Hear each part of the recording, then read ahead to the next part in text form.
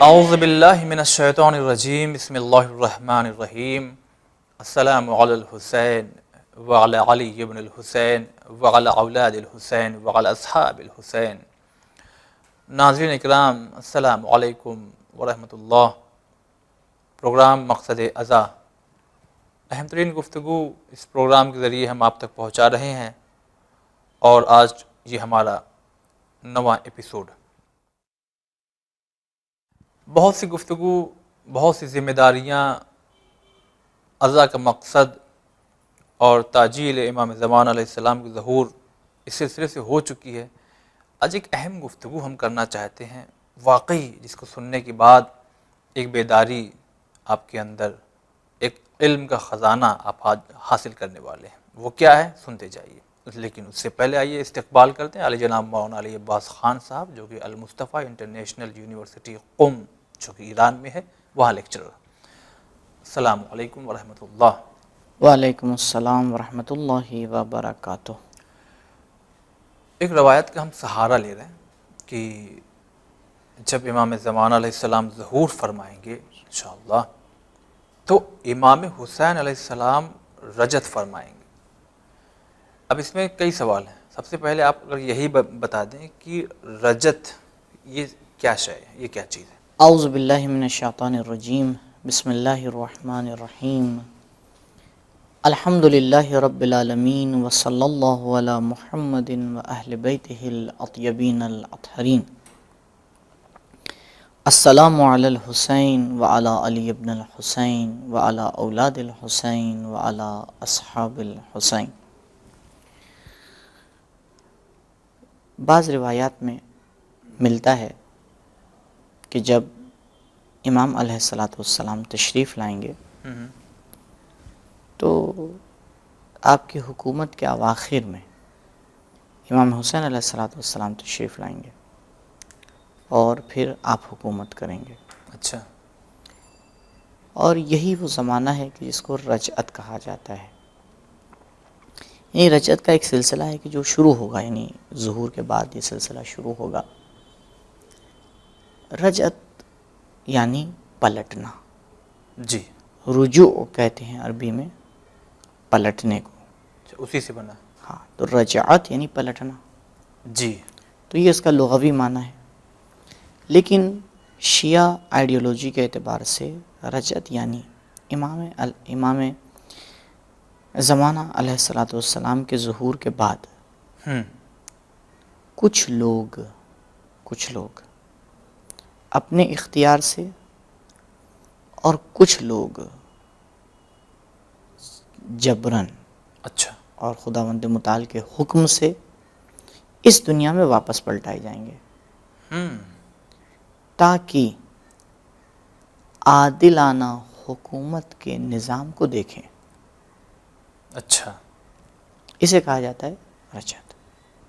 لہٰذا حضرت عیسیٰ علیہ السلام کا اس دنیا میں آنا یہ رجعت نہیں ہے۔ اچھا، کیونکہ رجعت مخصوص ہے ان لوگوں سے جو اس دنیا سے جا چکے ہیں، جو مر چکے ہیں، شہید ہو چکے ہیں، قتل ہو چکے ہیں، ان کا واپس آنا۔ اس میں جو مؤمنین ہیں ان کو اختیار دیا جائے گا، یعنی جو ایمان کے درجے میں بالکل ہی عالی مراتب پر ہیں، انہیں اختیار دیا جائے گا۔ یعنی جب امام کو ظہور ہوگا تو فرشتہ ان سے آ کے ندا دے گا کہ جس حکومت کی امید دلوں میں لے کے تم اس دنیا سے چلے گئے، وہ حکومت قائم ہو چکی ہے، اب تمہیں اختیار ہے، تم آؤ اس کو دیکھو، اس میں زندگی کرو، یا جہاں جو پروردگار کی نعمتوں میں تم ہو یہی رہو۔ ٹھیک ہے۔ تو اس میں سے کافی ایک بڑی تعداد ہے کہ جو اس بات کا ارادہ کرے گی کہ ہاں ہمیں بھی دیکھنا ہے۔ اچھا، کہ بہرحال جس کے لیے ہم دعا کرتے تھے زندگی بھر، اللہم اجل ولیک الفرج، چلتے ہیں، دیکھتے ہیں، دیکھیں وہاں کیسی حکومت ہوگی، کیسا نظام ہوگا، کیا ہوگا، تو پروردگار ان کو پلٹائے گا۔ اور کچھ ایسے لوگ کہ جو کفر اور نفاق کے ساتھ اس دنیا سے چلے گئے اور اس میں بھی آخری درجے کے اوپر ہیں، انہیں پروردگار حکم دے گا کہ ان کو پلٹایا جائے، دیکھیں جا کے یہ تاکہ یہ دیکھیں، ان کی سمجھ میں آئے کہ دیکھو پروردگار کا وعدہ جھوٹا نہیں ہوتا. نہیں تھا. وَنُرِيدُ أَن نَّمُنَّ عَلَى الَّذِينَ اسْتُضْعِفُوا نَجْعَلَهُمْ أَئِمَّةً وَنَجْعَلَهُمُ الْوَارِثِينَ. ہم نے ارادہ کیا ہے کہ جن لوگوں کو تم نے ضعیف بنایا تھا، استضعاف کیا تھا، جن کا حق تم نے لے لیا تھا، ہم انہیں امام بنائیں گے اور ان کو اپنا زمین کا وارث بنائیں گے، اور پروردگار ان کو دکھائے گا. اسے کہتے ہیں رجعت.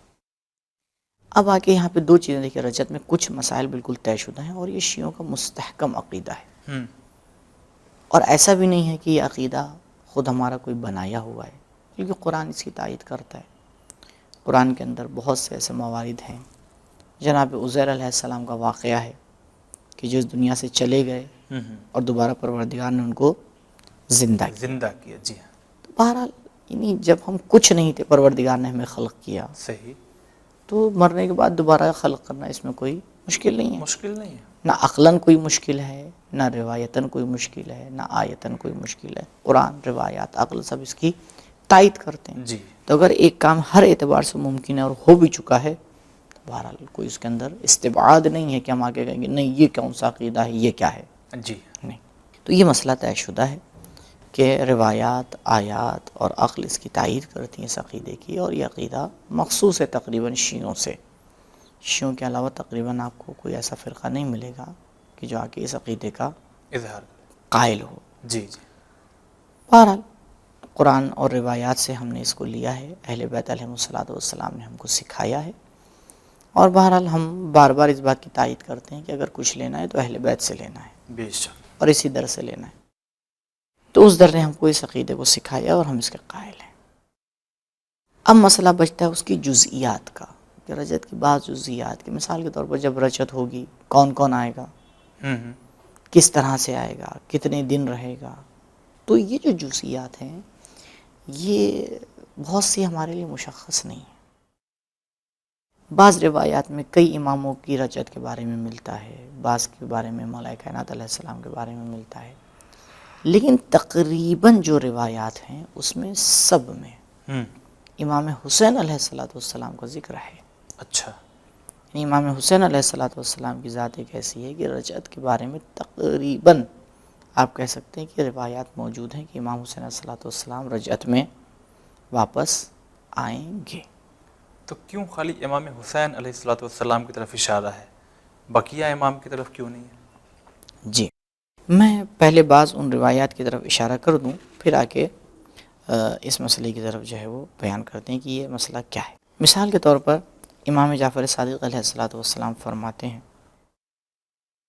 کہ پہلا وہ شخص جی کہ جس کے لیے زمین کھلے گی اور وہ اس دنیا میں پلٹ کے آئے گا، امام حسین علیہ السلام ہے. اچھا. یا دوسری روایات میں ملتا ہے کہ امام حسین علیہ السلام اپنے اصحاب کے ساتھ اور یزید اپنے لشکر کے ساتھ اچھا واپس آئیں گے، اور پروردگار ان کو پلٹائے گا. اور پھر امام نے سورہ مبارک بنی اسرائیل کی آیت نمبر 6 کی تلاوت فرمائی.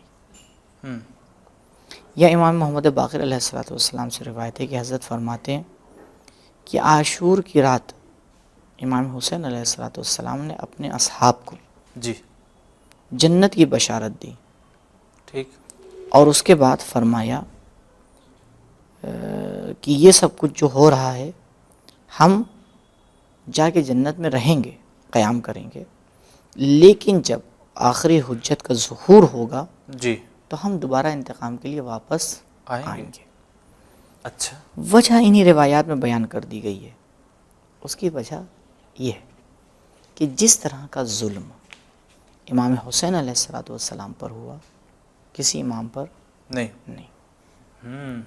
لہذا پروردگار امام کو اجازت دے گا کہ وہ آئیں اس دنیا میں، اور بہرحال عدالت کا تقاضا بھی یہی ہے کہ جب ظاہری طور کے اوپر زور بازو کسی کے ہاتھ میں تھا، اس نے اپنا ظلم کا سہارا لیا، اب آج کسی اور کی حکومت ہوگی تو اب اس کو بھی اجازت دی جائے گی کہ بھائی تمہارے اوپر ظلم ہے تو اپنے ظلم کا آ کے بدلہ لے لو. لہٰذا یہ روایات کے اندر ذکر ملتا ہے. اور بہرحال اور بھی ہیں روایات دوسرے ائمہ علیہ الصلوۃ والسلام سے کہ جس کے اندر ان تمام چیزوں کا ذکر ملتا ہے کہ امام حسین علیہ الصلوۃ والسلام مثال کے طور پر جناب ابو الفضل عباس علیہ الصلوۃ والسلام کی جو زیارت ہے اس میں اگر آپ غور کریں کہ اس میں ہمیں آپ کو یہ بحار الانوار میں یہ زیارت موجود ہے. اس زیارت میں ملتا ہے کہ جئتک یا ابن امیر المؤمنین وافدا الیکم وقلبی مسلم لکم. یہ تو زیارت ہے. اس کے آخر میں آتا ہے کہ بِإِيَابِكُم من المؤمنین کہ آپ پلٹیں گے. اچھا آپ کا ایاب ہوگا, آپ کی رجعت ہوگی.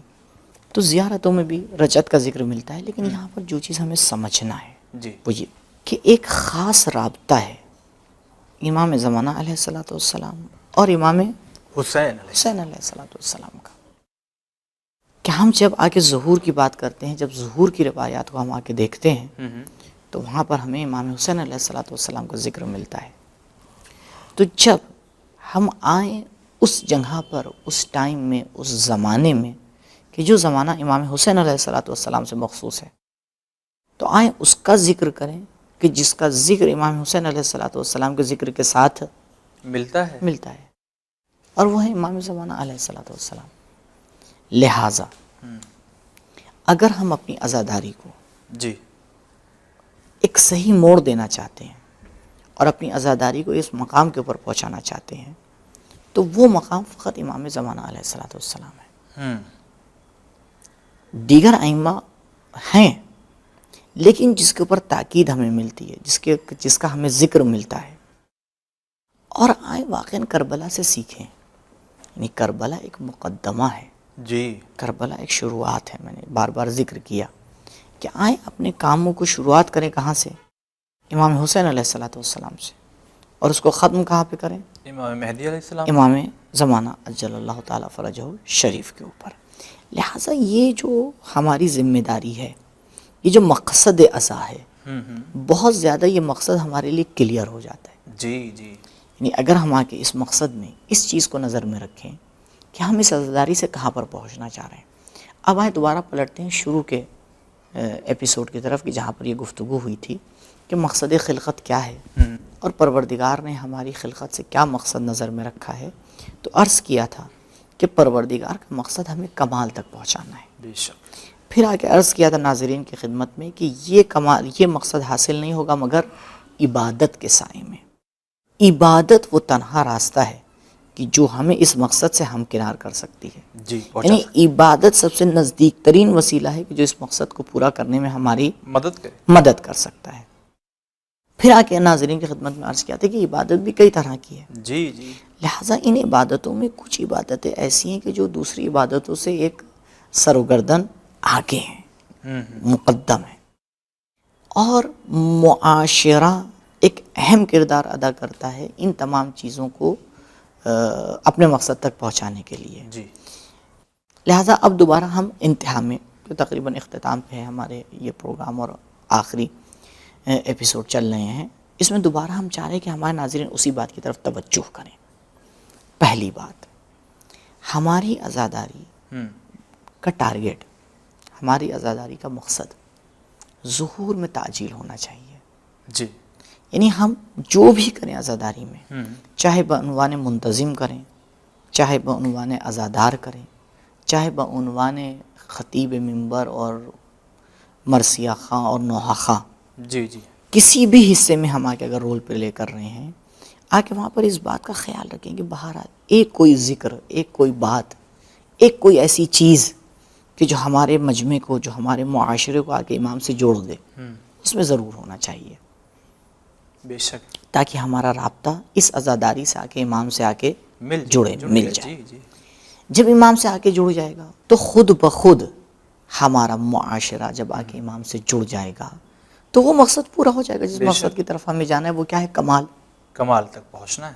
کیونکہ دیکھیے مراد ہماری یہاں پر کمال صرف فردی کمال نہیں ہے, کسی ایک کو, کسی خاص کو, چند لوگوں کو کمال تک پہنچانا نہیں ہے, بلکہ مقصد ہے معاشرہ اس تک جائے اور معاشرہ اس تک کے پہنچے.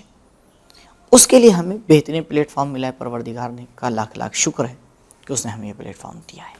اور جیسے جیسے عزاداری میں ہم عاشور سے نزدیک ہوتے جاتے ہیں. دیکھیے تاسوعا اور عاشورہ 9 محرم اور 10 محرم. 10 محرم تو بہرحال اہم ترین تاریخ ہے اور پوری تاریخ میں ایک اہم کردار ہے اس کا. لیکن 9 محرم بھی کم نہیں ہے. بعض روایات میں جو اس کی طرف اشارہ ملتا ہے کہ 9 محرم وہ دن ہے کہ جس دن امام حسین علیہ السلام کے اصحاب کو گھیر لیا گیا.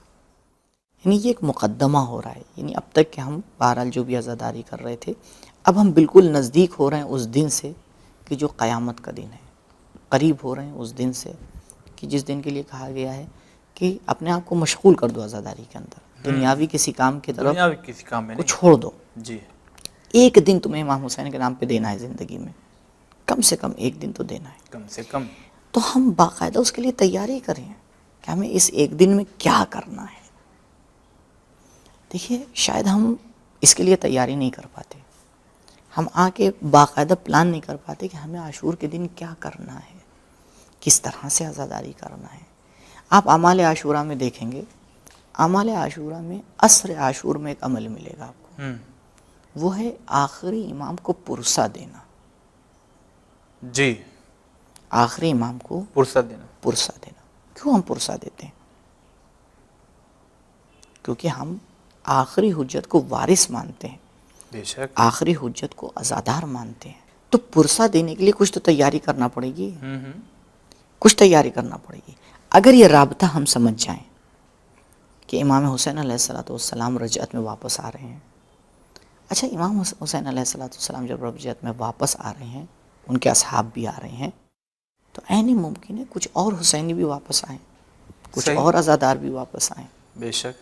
اور ان عزاداروں میں پروردگار انہی کو چنے گا, انہی کو آنے کی اجازت دے گا جو واقعاً عزاداری کا مقصد ظہور سمجھ رہے ہیں. واہ سبحان اللہ. یعنی وہ عزاداری کے اندر اس بات کو آگے تلاش کر رہے ہیں کہ کس طرح سے یہ عزاداری ہمیں ظہور سے نزدیک کر سکتی ہے. جی جی جی. میں نے بار بار اس جملے کو عرض کیا کہ کس طرح سے یہ عزاداری اس دروازے تک ہمیں پہنچا سکتی ہے کہ جب وہ کھلے تو اس کے اس سائڈ ظہور ہو. جی. اس پہ جتنا ہم غور کر لے جائیں, جتنا ہم اس کے اوپر کام کر لے جائیں, ہمارے لیے کم ہے. اور باقاعدہ معاشرہ اس کے لیے تیار ہے. ایسا بھی نہیں ہے کہ مثال کے طور پر ہمیں کوئی بہت بڑا کوئی قدم اٹھانا ہے. نہیں, ہمیں کچھ چیزیں بیان کرنا ہے معاشرے کے لیے. معاشرہ تیار ہے. ہمیں کچھ چیزیں اس کے لیے بیان کرنا, اس کو ایک طرف ایک اس کو سمت دینا ہے. جی. کہ دیکھو تمہیں کس سمت جانا ہے, تمہیں اس عزاداری کو کدھر لے کے جانا ہے. تمہیں اس عزاداری کو ہر طرف لے کے نہیں جانا ہے, بلکہ تمہیں پوری اس عزاداری کو موڑنا ہے آخری حجت کی طرف. بے شک بے شک. تمہارا اس کے اندر مقصد کیا ہونا چاہیے؟ آخری حجت ہونا چاہیے, وقت کا امام ہونا چاہیے. ایک بات اور یہاں پہ کہنا چاہوں گا کہ بہرحال اگر لاجکلی آ کے دیکھا جائے تو زمانہ کس امام کا ہے؟ آخری امام کا. آخری امام کا ہے. جی. زندہ امام کا ہے. جی جی. جو بھی ہم کام کر رہے ہیں وہ کس کے لیے ہونا چاہیے؟ ہاں امام حجت, امام آخر کے لیے ہونا چاہیے. آخر کو ہونا چاہیے. کیوں؟ کیونکہ اس وقت وہ ہمارے سید و سردار ہیں. ان کی حکومت میں ہم آگے جی رہے ہیں. ان کی حکومت میں ان کی حکومت میں جب ہم آگے جی رہے ہیں تو پھر ہماری بھی یہ ذمہ داری بنتی ہے کہ جو بھی کام کریں ان کے لیے ہو, جو بھی نیک عمل انجام دیں ان کے لیے ہو, جو بھی اچھا قدم اٹھائیں ان کے لیے ہو. یہ عزاداری نیک کام ہے, اچھا قدم ہے, سب کچھ ہے. تو ہم اس کے اندر کیوں نہیں آ کے اس بات کا خیال رکھتے کہ کس طرح سے اس عزاداری کو ہم آ کے اپنے امام کے لیے انجام دیں. سبحان اللہ. لہٰذا یہ جو 3 ہم نے بنائے تھے, عزادار اور جو ہے وہ جو آ کے انتظام کرتے ہیں منتظمین, اور وہ لوگ جو آ کے کچھ مطالب بیان کرتے ہیں, یہ تینوں آ کے اپنی ذمہ داری کو سمجھے, غور کریں واقعی کہ بھائی اگر ایک منتظم ہے وہ کس طرح سے انتظام کرے تاکہ اس کی عزاداری مہدوی بن جائے. جو سامعین ہیں, جو شرکت کرنے والے ہیں, وہ کیا سوچ کے اس فرش کے اوپر آ رہے ہیں کہ اس فرش کے ذریعے, یہاں آنسو بہانے کے ذریعے, یہاں ماتم کے ذریعے, یہاں عزاداری کے ذریعے ہم اپنے امام سے کتنا قریب ہو رہے ہیں. وہ لوگ کہ جو شعراء ہیں، جو خطیب ہیں، جو منبر پہ جا رہے ہیں، جو مائک سنبھال رہے ہیں، وہ کتنا کہ اس طرح کے معارف کو بیان کرتے ہیں. میں نے شاید پچھلے یا اس سے پچھلے ایپیسوڈ میں کیا عرض کیا تھا، آپ نے خطبہ سے اس بات کی درخواست کی تھی کہ بالکل آپ کو جو موضوع بیان کرنا ہے آپ اس کو بیان کریے، لیکن اس میں کہیں نہ کہیں اس بات کا بھی ذکر کیجیے کہ آج ہم کس امام کی حکومت میں آ کے جی رہے ہیں. ہمارا والی اور وارث کون ہے، سرپرست کون ہمیں دیکھ ہے، رہا ہے، کون ہمیں دیکھ رہا ہے، کس کے لیے ہمیں سارا یہ کام کرنا ہے. لہٰذا بہت ہی مناسب وقت ہے اور بہت ہی بہترین موقع ہے ہمارے ہاتھ میں، اور کوشش کریں اس موقع کو اپنے ہاتھ سے جانے نہ دیں اور اس کو باقاعدہ اہتمام کریں. اور یہ نہیں ممکن ہے مگر اس کے کہ ہم تیاری کریں، اس کے لیے آ کے سوچیں، اس کے لیے آ کے غور و فکر کریں، سمجھیں، پہچانیں، امام حسین علیہ السلام کو پہچانیں، آخری حجت کی معرفت حاصل کریں. بار بار یہاں پہ ایک سوال اٹھتا ہے، اور آپ نے بھی دیکھا ہوگا کہ سوال اٹھتا ہے کہ جب آپ آ کے کہتے ہیں کہ ہاں امام کی معرفت حاصل کریں تو یعنی کیا؟ کیونکہ جب تک کہ وہ معرفت ہمارے دلوں میں نہیں آئے گی جی تو ہم شاید وہ قدم نہیں اٹھا پائیں گے. صحیح. کیونکہ ہمیں یہی نہیں پتہ کہ ہم کس کے لیے کر رہے ہیں. امام زمانہ علیہ السلام کی زندگی کا ایک واقعہ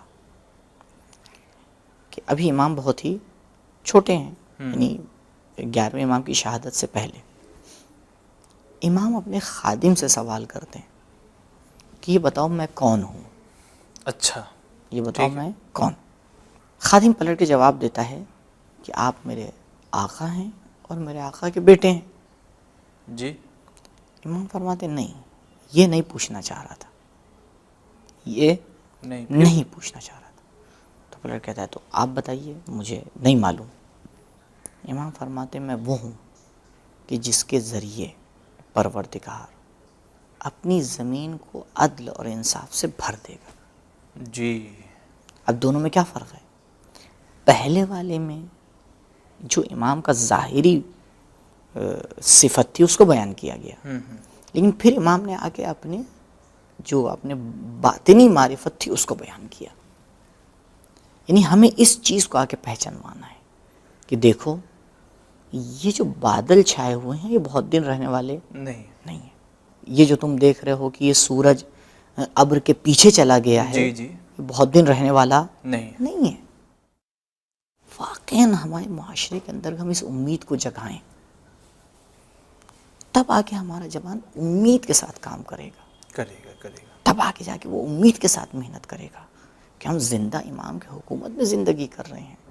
اچھا، چونکہ آپ نے نوجوانی کی بات چھیڑ دی ہے، ایک میں سوال ضرور کرنا چاہوں گا اور ناظرین سے یہ گزارش کر رہا ہوں کہ کوئی اعتراض نہیں ہے بلکہ ضرورت ہے اس سوال کو پیش کیا جائے. جس طرح سے عزاداری کو ہم لوگ سمجھا رہے ہیں لوگوں کو، بہت سے ایسے لوگ ہیں جو بہتر سمجھتے ہوں گے ہم لوگوں سے، لیکن دشمن بھی بہت سمجھتا ہے اس کو، اور دشمن سمجھ کر کے اس کے بعد پھر حملہ کرتا ہے. ذمہ داری کیا ہے یہاں پہ؟ دیکھیے، ذمہ داری یہ ہے کہ ہم تیاری کے ساتھ عزاداری کریں. تیاری کے ساتھ، جی. اگر ہم پہلے سے تیاری کریں گے تو کوئی مشکل نہیں آئے گی. فرض کیجئے بھائی ہر آفس میں ہر جگہ کے اوپر کچھ چھٹی دی جاتی ہے، ٹھیک ہے، آپ ان دنوں کے لیے اپنی چھٹیاں بچا کے رکھیے. صحیح بات. کچھ آپ کے پاس فرصت ہوتی ہے، کچھ آپ کے پاس وقت ہوتا ہے، وہ ان دنوں کے لیے آپ وقت نکال کے رکھیے. جی. پہلے سے آپ تیاری کر کے رکھیے کہ بھائی آپ پہلے سے تیاری کر کے رکھیے کہ ہمیں عزاداری میں شریک ہونا، اور صحیح سے شریک ہونا ہے، وقت دینا ہے. اس کے لیے جتنا بھی آپ نے وقت نکالا کم ہے. صحیح. اگر واقعاً آپ کا کوئی کام اس کی وجہ سے آ کے اس میں نقصان ہو رہا ہے، آپ اس کو کسی طرح سے مینیج کیجئے. مینیج نہیں کر پا رہے ہیں تو ٹھیک ہے، پھر وہ ایک طرف آپ کا کام ہے اور ایک طرف آپ کی عزاداری ہے. پھر آپ کو خود آگے دیکھنا ہے کہ کس کو آپ اولویت دیں اور کس کو آپ بعد میں لیں. لیکن جہاں تک کہ کوشش کی جائے اور جہاں تک کہ تاکید کی جاتی ہے وہ یہی ہے کہ آپ تیاری کے ساتھ جب آئیں گے تو نہ آپ کے دنیاوی مسائل کا نقصان ہوگا، جی، نہ آپ کی جو ہے وہ عزاداری کا نقصان ہوگا. لیکن ہاں اگر ہم نے پہلے سے پلان نہیں کیا، کہ اس کے بارے میں نہیں سوچا، ایک دم سے ہمارے سامنے جو وہ محرم کا چاند نمودار ہو گیا، تب یہاں پہ بڑی مشکل ہو جاتی ہے. نہیں ہم سمجھ پاتے ہیں کہ کب آ کے ہم عزاداری کریں، کب آ کے ہم اپنے دوسرے کام کو کریں. انجام دیں. لیکن جو قانون ہے وہ یہی ہے کہ دوسرے کاموں کا ٹائم آپ آگے پیچھے کر سکتے ہیں، لیکن جو 10 دن آپ کو ملے ہیں بہرحال، خصوصاً یہ 10 دن، یہ 10 دن ہاں یہ تو مخصوص ہیں، اس میں آپ جتنے سے زیادہ وقت دیں وہ آپ کے لیے بہتر ہے اور آپ کو کرنا ہے۔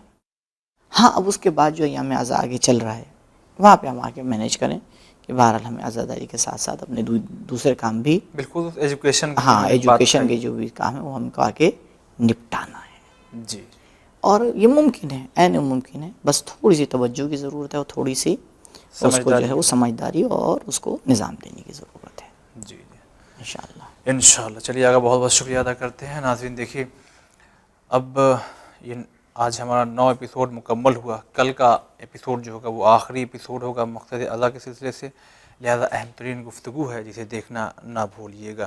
فی الحال آپ دیکھتے رہیے چینل ونگ۔ خدا حافظ۔